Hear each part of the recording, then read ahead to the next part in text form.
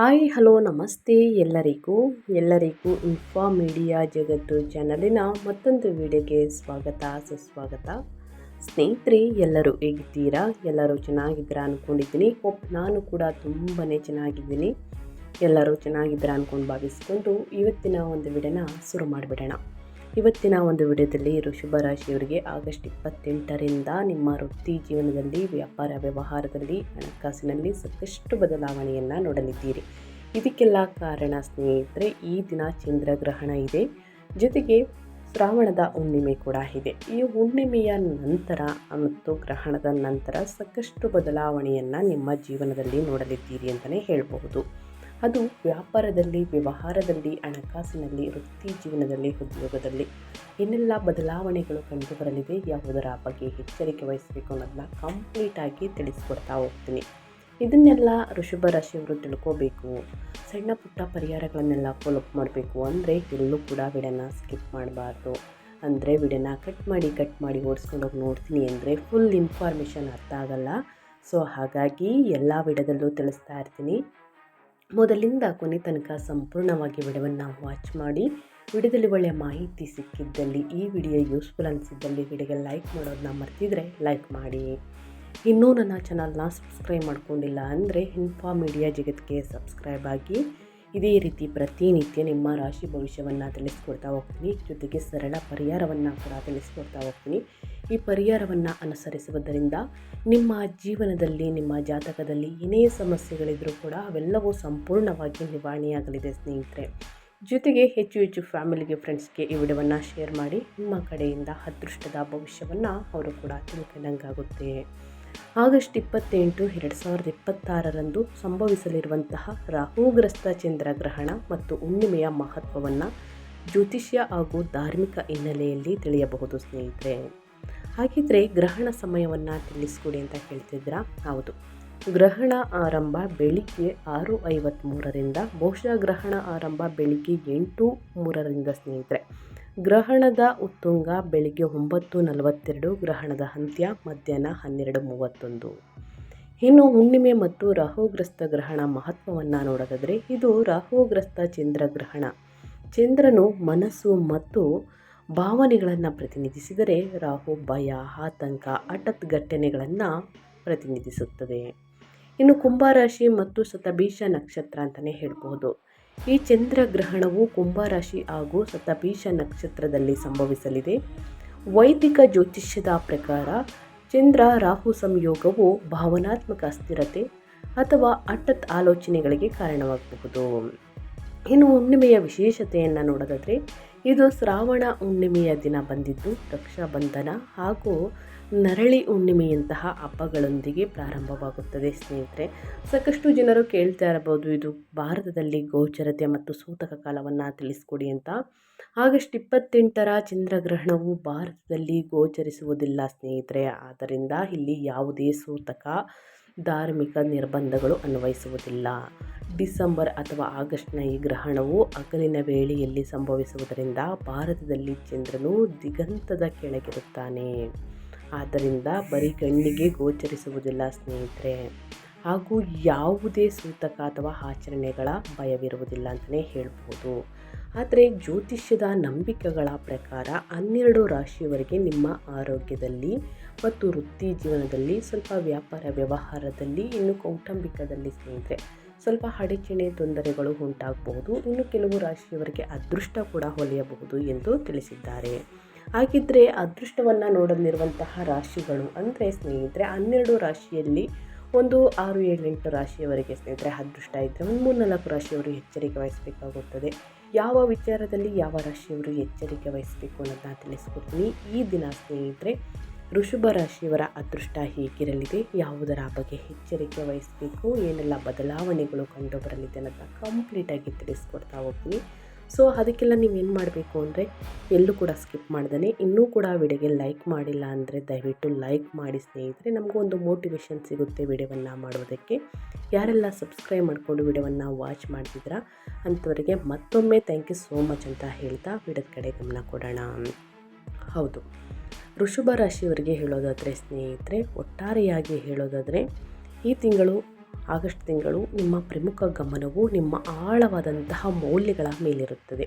ನಿಮ್ಮ ಸಂಪತ್ತನ್ನು ಸುರಕ್ಷಿತವಾಗಿಡುವುದು, ಕುಟುಂಬದ ಸಾಮರಸ್ಯವನ್ನು ಕಾಪಾಡುವುದು ಮತ್ತು ಈ ಚೈತನ್ಯಭರಿತ ತಿಂಗಳಲ್ಲಿ ವೈಯಕ್ತಿಕ ಸೌಕರ್ಯಗಳನ್ನು ಕಂಡುಕೊಳ್ಳುವುದು. ನಿಮ್ಮ ರಾಶಿಯ ಅಧಿಪತಿಯಾದಂತಹ ಶುಕ್ರನು ಬುದ್ಧಿವಂತಿಕೆ ಮತ್ತು ಪ್ರೇಮ ಸ್ಥಾನವಾದಂತಹ 5ನೇ ಮನೆಯಲ್ಲಿ ಇಡೀ ತಿಂಗಳು ನೀಚ ಸ್ಥಿತಿಯಲ್ಲಿ ಇರುವುದರಿಂದ ಸೃಜನಶೀಲ ಸ್ಫೂರ್ತಿ ಹಾಗೂ ನಿಮ್ಮ ವೈಯಕ್ತಿಕ ಸೌಕರ್ಯಗಳ ಕುರಿತಾದ ಅಸುರಕ್ಷತೆ ಭಾವನೆಯ ವಿಚಿತ್ರ ಮಿಶ್ರಣವನ್ನು ನೀವು ಅನುಭವಿಸಬಹುದು. ಹಾಗಾಗಿ ಮಂಗಳನು ನಿಮ್ಮ 2ನೇ ಮನೆಗೆ ಬಲವಾಗಿ ಪ್ರವೇಶಿಸುವುದರಿಂದ ನಿಮ್ಮ ಆರ್ಥಿಕ ಸ್ಥಿತಿಯು ಅಸ್ತವ್ಯಸ್ತಗೊಳ್ಳುತ್ತದೆ. ಹಠಾತ್ ಖರ್ಚುಗಳಿಂದ ನಿಮ್ಮ ಉಳಿತಾಯಕ್ಕೆ ಧಕ್ಕೆ ಉಂಟಾಗುತ್ತದೆ ಮತ್ತು ಕುಟುಂಬದ ಕೂಟಗಳಲ್ಲಿ ನಿಮ್ಮ ಮಾತು ಕೂಡ ಕಠಿಣವಾಗಬಹುದು. ಆದಾಗ್ಯೂ ನಿಮ್ಮ 11ನೇ ಮನೆಯಲ್ಲಿ ವಕ್ರಯೋಗದಲ್ಲಿರುವಂತಹ ಶನಿಯ ವಿಸ್ಪರ್ಹ ಮತ್ತು ನಿರಂತರ ಬೆಂಬಲದಿಂದ ಈ ಉದ್ವಿಗ್ನತೆಯು ಸುಂದರವಾಗಿ ಸಮತೋಲನಗೊಳ್ಳುತ್ತದೆ. ಇದು ನೀವು ಕಷ್ಟಪಟ್ಟು ನಿರ್ಮಿಸಿದಂತಹ ಲಾಭಗಳು ಮತ್ತು ವೃತ್ತಿಪರ ಜಾಲಗಳನ್ನು ಸ್ಥಿರವಾಗಿ ಸಾಕಾರಗೊಳಿಸುತ್ತದೆ. ನಿಮ್ಮ ಸ್ವಾಭಾವಿಕ ವ್ಯಾವಹಾರಿಕ ಬುದ್ಧಿವಂತಿಕೆಯನ್ನು ಬಳಸಿ ಮತ್ತು ಆತುರದ ಪ್ರತಿಕ್ರಿಯೆಗಳನ್ನು ತಪ್ಪಿಸುವ ಮೂಲಕ ನಿಮ್ಮ ಆಸ್ತಿಯನ್ನು ನೀವು ಕೌಶಲ್ಯದಿಂದ ರಕ್ಷಿಸಿಕೊಳ್ಳಬಹುದು ಮತ್ತು ವೃತ್ತಿ ಜೀವನದಲ್ಲಿ ಅನಿರೀಕ್ಷಿತ ಯಶಸ್ಸನ್ನು ಸಾಧಿಸಬಹುದು. ಇನ್ನು ಗ್ರಹಗಳ ಸಂಚಾರ ಹೇಗಿರಲಿದೆ? ಈ ದಿನ ರಾಹುಗ್ರಸ್ತ ಚಂದ್ರಗ್ರಹಣ ಇರುವ ಕಾರಣ ರಾಹುವಿನ ಪ್ರಭಾವ ಹೇಗಿರಲಿದೆ ಅನ್ನೋದಾದರೆ, 10ನೇ ಮನೆಯಲ್ಲಿ ವಕ್ರಿ ಇಡೀ ತಿಂಗಳು ಸ್ನೇಹಿತರೆ ಸಾಂಪ್ರದಾಯಿಕವಲ್ಲದ ವೃತ್ತಿ ಜೀವನದ ಸ್ಥಾನಮಾನಕ್ಕೆ ಒಲವನ್ನು ಕಾಯ್ದುಕೊಳ್ಳುತ್ತದೆ. ಅನಿರೀಕ್ಷಿತ ಅವಕಾಶಗಳನ್ನು ಮತ್ತು ನಿಮ್ಮ ಸಾರ್ವಜನಿಕ ಖ್ಯಾತಿಯಲ್ಲಿ ಹಠಾತ್ ಬದಲಾವಣೆಗಳನ್ನು ತರುತ್ತದೆ. ಇನ್ನು ಕೇತು 4ನೇ ಮನೆಯಲ್ಲಿ ವಕ್ರಿ ಇಡೀ ತಿಂಗಳು ಸ್ನೇಹಿತರೆ ನಿಮ್ಮ ಭಾವನಾತ್ಮಕ ಶಾಂತಿ ಮತ್ತು ಮನೆ ವಾತಾವರಣಕ್ಕೆ ಸಂಬಂಧಿಸಿದಂತೆ ಒಂಟಿತನ, ಗುಪ್ತ ಅಸುರಕ್ಷತೆ ಮತ್ತು ಆಧ್ಯಾತ್ಮಿಕ ಗೊಂದಲದ ಭಾವನೆಯನ್ನು ಮುಂದುವರಿಸುತ್ತದೆ. ಇದು ಗ್ರಹಗಳ ಸಂಚಾರ ಮತ್ತು ಗ್ರಹಗಳ ಸ್ಥಾನ ಬದಲಾವಣೆಯಿಂದಾಗುವಂತಹ ಪ್ರಭಾವ ಅಂತಲೇ ಹೇಳ್ಬೋದು ವೃಷಭ ರಾಶಿಯವರಿಗೆ.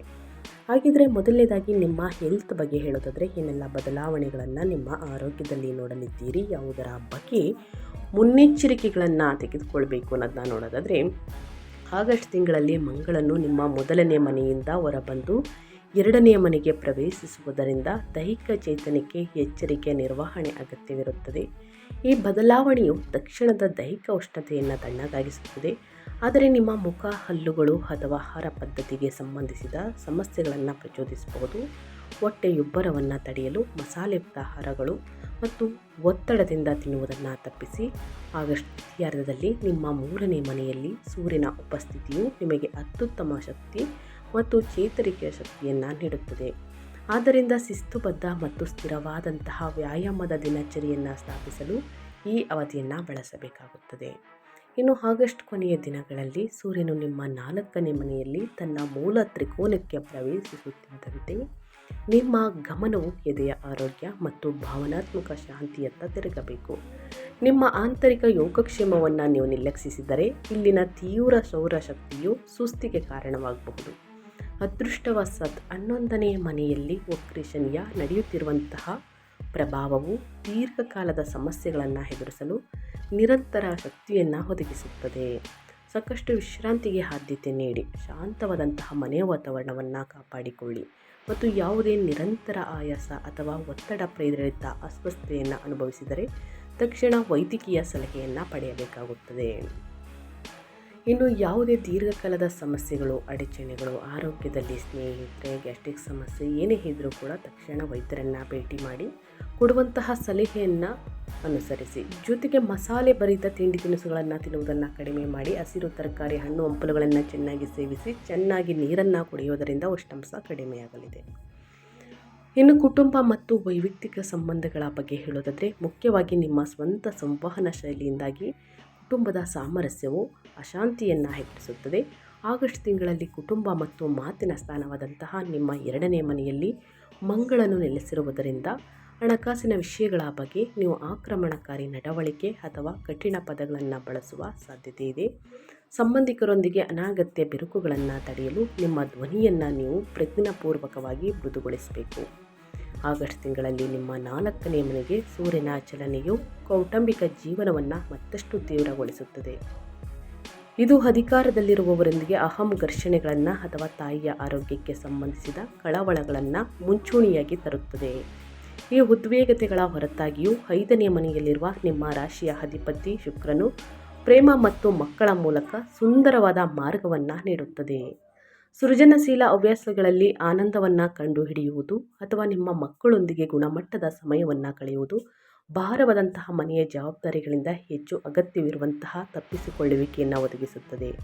ಮಾತುಕತೆಗಳನ್ನು ಹಗುರವಾಗಿರಿಸಿ ಮತ್ತು ಹಣಕಾಸಿನ ಆತಂಕಗಳನ್ನು ಊಟದ ಮೇಜಿನ ಬಳಿಗೆ ಕೂತು ಮಾತನಾಡುವುದನ್ನು ಆದಷ್ಟು ತಪ್ಪಿಸಿ. ಏನೇ ಸಮಸ್ಯೆಗಳಿದ್ರೂ ಕೂಡ ಊಟದ ಮುಂದೆ ಕೂತು ಮಾತನಾಡಬೇಡಿ.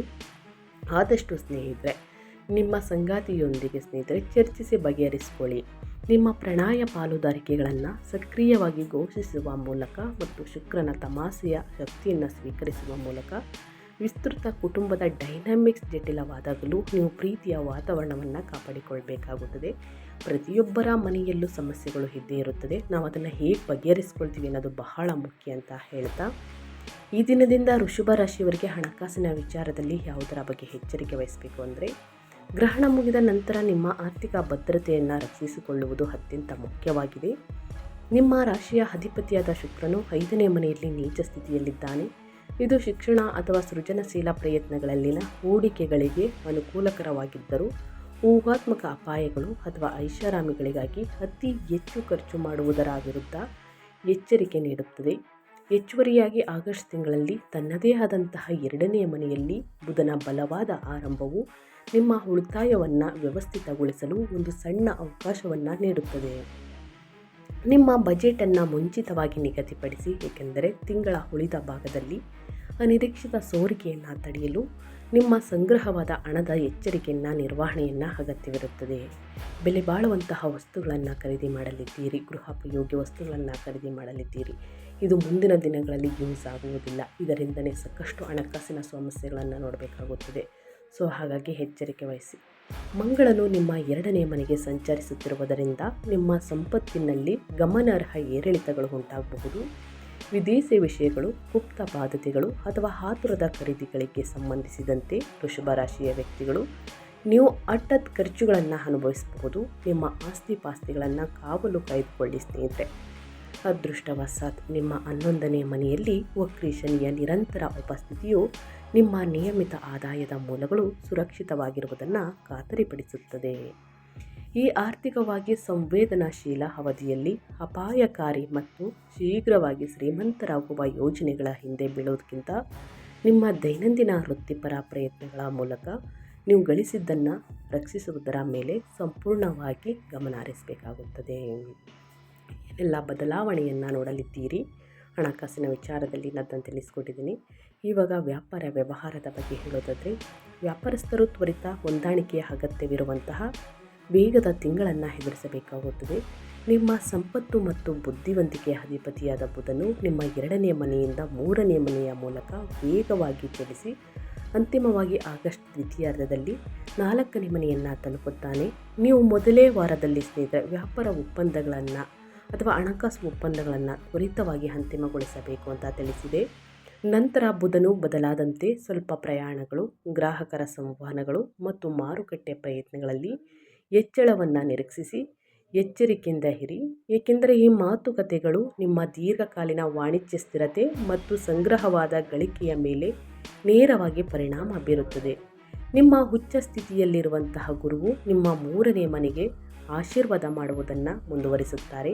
ಇದು ನಿಮ್ಮ ಉದ್ಯಮಶೀಲತೆಯ ಧೈರ್ಯ ಮತ್ತು ಬುದ್ಧಿವಂತಿಕೆಯನ್ನು ವಿಸ್ತರಿಸುತ್ತದೆ. ಹೊಸ ಯೋಜನೆಗಳನ್ನು ಪ್ರಾರಂಭಿಸಲು ಅಥವಾ ಕುಟುಂಬದ ಉದ್ಯಮಗಳಲ್ಲಿ ಸಹೋದರರೊಂದಿಗೆ ನಿಕಟವಾಗಿ ಸಹಕರಿಸಲು ಈ ಸಮಯವನ್ನು ಬಳಸಿ.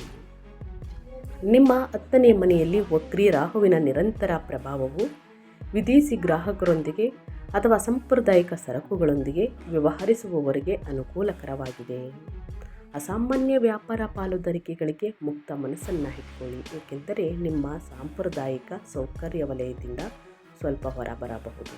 ಆಶ್ಚರ್ಯಕರ ಸ್ಪರ್ಧಾತ್ಮಕ ಪ್ರಯೋಜನಗಳನ್ನು ನೀಡುತ್ತದೆ ಮತ್ತು ನಿಮ್ಮ ಸಾರ್ವಜನಿಕ ವ್ಯಾಪಾರ ಪ್ರೊಫೈಲನ್ನು ಹೆಚ್ಚಿಸಲಿದೆ. ಗ್ರಹಗಳ ಸಂಚಾರ ಮತ್ತು ಗ್ರಹಗಳ ಸ್ಥಾನ ಬದಲಾವಣೆಯಿಂದ ರಾಹುಗ್ರಸ್ತ ಸೂರ್ಯಗ್ರಹಣದ ನಂತರ ಹುಣ್ಣಿಮೆಯ ನಂತರ ಏನೆಲ್ಲ ಬದಲಾವಣೆಗಳನ್ನು ನೋಡಲಿದ್ದೀರಿ ಅನ್ನೋದನ್ನು ಕಂಪ್ಲೀಟಾಗಿ ತಿಳಿಸ್ಕೊಟ್ಟಿದ್ದೀನಿ. ಈ ದಿನ ಗರ್ಭಿಣಿ ಮಹಿಳೆಯರು, ಚಿಕ್ಕ ಮಕ್ಕಳು, ಬಾಣತಿಯರು ಸ್ನೇಹಿತರೆ ಹೊರಗೆ ಸುತ್ತಾಡುವುದನ್ನು ಆದಷ್ಟು ಅವಾಯ್ಡ್ ಮಾಡಿ. ಹಸಿರು ತರಕಾರಿ, ಹಣ್ಣು, ಹಂಪಲುಗಳನ್ನು ಆದಷ್ಟು ಕಟ್ ಮಾಡುವುದನ್ನು ನಿಲ್ಲಿಸಿ ಗ್ರಹಣ ಮುಗಿಯುವವರೆಗೆ. ನಂತರ ಸ್ನೇಹಿತರೆ, ಚೂಪಾದ ವಸ್ತುಗಳನ್ನು ಗರ್ಭಿಣಿಯರು ಹಿಡ್ಕೊಳ್ಬೇಡಿ. ಅಂದರೆ ಚಾಕು, ಕತ್ರಿ, ಕುಳ್ಳು ಈ ರೀತಿ ಸ್ನೇಹಿತರೆ ಹಿಡ್ಕೊಂಡು ಕೆಲಸವನ್ನು ಮಾಡಬೇಡಿ, ಹಿಡ್ಕೋಬೇಡಿ ಚೂಪಾದ ವಸ್ತುಗಳನ್ನು. ಚಿಕ್ಕ ಮಕ್ಕಳು ಬೀಳದಂತೆ ಎಚ್ಚರಿಕೆ ವಹಿಸಿ. ಗ್ರಹಣದ ಸಮಯದಲ್ಲಿ ಈ ದಿನ ಹುಣ್ಣಿಮೆ ಕೂಡ ಇದೆ, ಸೊ ಬಹಳಷ್ಟು ಎಚ್ಚರಿಕೆ ವಹಿಸಿ ಅಂತ ಹೇಳ್ತಾ, ಇನ್ನು ಹುಣ್ಣಿಮೆ ಅಂತಂದರೆ ಗ್ರಹಣ ಮಧ್ಯಾಹ್ನ ಮುಗಿಯುವ ಕಾರಣ ನಂತರ ಸ್ನಾನ ಮಾಡಿ ಯಾವೆಲ್ಲ ದಾನ ಧರ್ಮಗಳನ್ನು ಮಾಡಬೇಕು, ಯಾವೆಲ್ಲ ಪೂಜೆ ಪುನಸ್ಕಾರಗಳನ್ನು ಮಾಡಬೇಕು ಅನ್ನೋದಾದರೆ, ಗುರು ನಿಮ್ಮ ಬುದ್ಧಿವಂತಿಕೆ ಮತ್ತು ಧೈರ್ಯವನ್ನು ಗರಿಷ್ಠಗೊಳಿಸಲು ಗುರುವಾರದಂದು ದಕ್ಷಿಣಾಮೂರ್ತಿ ಸ್ವಾಮಿಯನ್ನು ಪೂಜಿಸಿ ಅರಿಶಿಣ ಮತ್ತು ಕಡಲೆಬೇಳೆಯನ್ನು ದಾನ ಮಾಡಿ. ಯಶಸ್ವಿಗೆ ಅಲ್ಪ ಪ್ರಯಾಣ, ಸಕಾರಾತ್ಮಕ ಸಹೋದರ ಸಂಬಂಧಗಳನ್ನು ಖಚಿತಪಡಿಸಿಕೊಳ್ಳಲು ಗುರುಶೋತ್ರವನ್ನು ಪಠಿಸಿ. ಮಂಗಳವಾರ, ನಿಮ್ಮ ಸ್ನೇಹಿತರೆ ಆದಷ್ಟು ಹಣಕಾಸಿನಲ್ಲಿ ಪ್ರಾಬ್ಲಮನ್ನು ನೋಡ್ತಿದ್ರೆ, ಅಡಚಣೆಗಳನ್ನು ನೋಡ್ತಿದ್ರೆ, ನಿಮ್ಮ ಮಾತನ್ನು ಸ್ವಲ್ಪ ತಣ್ಣಗಾಗಿಸಲು ಮತ್ತು ನಿಮ್ಮ ಸಂಗ್ರಹವಾದ ಸಂಪತ್ತನ್ನು ರಕ್ಷಿಸಲು ಮಂಗಳವಾರದಂದು ಸುಬ್ರಹ್ಮಣ್ಯ ಸ್ವಾಮಿಯನ್ನು ಪೂಜಿಸಿ ಕೆಂಪು ಹೂಗಳನ್ನು ಅರ್ಪಿಸಿ ತೊಗರಿ ಬೇಳೆಯನ್ನು ದಾನ ಮಾಡಿ. ಅನಗತ್ಯ ಕುಟುಂಬ ಕಲಹಗಳನ್ನು ತಡೆಯಲು ಸುಬ್ರಹ್ಮಣ್ಯ ಅಷ್ಟಕವನ್ನು ಪಠಿಸಬೇಕಾಗುತ್ತದೆ. ಇನ್ನು ರಾಹುಗ್ರಸ್ತ ಚಂದ್ರಗ್ರಹಣ ಇರುವ ಕಾರಣ ರಾಹು ಮಂತ್ರವನ್ನು ಹೇಳಿ ಗ್ರಹಣದ ಸಮಯದಲ್ಲಿ. ಇನ್ನು ಕೇತು ಆಧ್ಯಾತ್ಮಿಕ ಗೊಂದಲ ಮತ್ತು ಕೌಟುಂಬಿಕ ಅಸುರಕ್ಷತೆಗಳನ್ನು ದೂರ ಮಾಡಲು ಮಂಗಳವಾರದಂದು ಗಣಪತಿಯನ್ನು ಪೂಜಿಸಿ ಗಣಪತಿಗೆ ಗರಿಕೆಯನ್ನು ಅರ್ಪಿಸಿ ಮತ್ತು ನಿಮ್ಮ ಅಧ್ಯಯನದಲ್ಲಿ ಭಾವನಾತ್ಮಕ ಶಾಂತಿ ಹಾಗೂ ಆತ್ಮವಿಶ್ವಾಸವನ್ನು ಮರಳಿ ಪಡೆಯಲು ಗಣಪತಿ ಅಥರ್ವ ಶೀರ್ಷವನ್ನು ಪಠಿಸಬೇಕಾಗುತ್ತದೆ. ಮಂಗಳವಾರನೇ ಮಾಡಬೇಕು ಅಂತ ಏನಿಲ್ಲ, ಗ್ರಹಣ ದಿನ ಮುಗಿದ ನಂತರ ಹುಣ್ಣಿಮೆ ದಿನ ಕೂಡ ಮಾಡಬಹುದು. ತಪ್ಪದೇ ಸಣ್ಣ ಪುಟ್ಟ ಪರಿಹಾರವನ್ನು ವೃಷಭ ರಾಶಿಯವರು ಮಾಡಿ ಅಂತ ಹೇಳ್ತಾ ವಿಡಿಯೋವನ್ನು ಎಂಡ್ ಮಾಡ್ತಾ ಇದ್ದೀನಿ. ಇವತ್ತಿನ ಒಂದು ವಿಡಿಯೋದಲ್ಲಿ ಸಂಪೂರ್ಣ ಮಾಹಿತಿ ಸಿಕ್ಕಿದ್ದಲ್ಲಿ, ಈ ವಿಡಿಯೋ ಯೂಸ್ಫುಲ್ ಅನಿಸಿದ್ದಲ್ಲಿ ವಿಡಿಯೋಗೆ ಲೈಕ್, ಕಮೆಂಟ್, ಶೇರ್ ಮಾಡಿ. ನಿಮ್ಮ ಅಭಿಪ್ರಾಯವನ್ನು ಕಮೆಂಟ್ ಬಾಕ್ಸಲ್ಲಿ ತಿಳಿಸಿ. ಯಾರೆಲ್ಲ ಸಬ್ಸ್ಕ್ರೈಬ್ ಮಾಡ್ಕೊಂಡಿದ್ದೀರಾ ಅವರಿಗೆ ಮತ್ತೊಮ್ಮೆ ಥ್ಯಾಂಕ್ ಯು ಸೋ ಮಚ್ ಅಂತ ಹೇಳ್ತಾ, ನಿಮಗೂ ಮತ್ತು ನಿಮ್ಮ ಕುಟುಂಬಕ್ಕೆ ತುಂಬಾ ಒಳ್ಳೆಯದಾಗಲಿ. ಮತ್ತೊಂದು ವಿಡಿಯೋದಲ್ಲಿ ಸಿಗ್ತೀನಿ. Thank you for watching.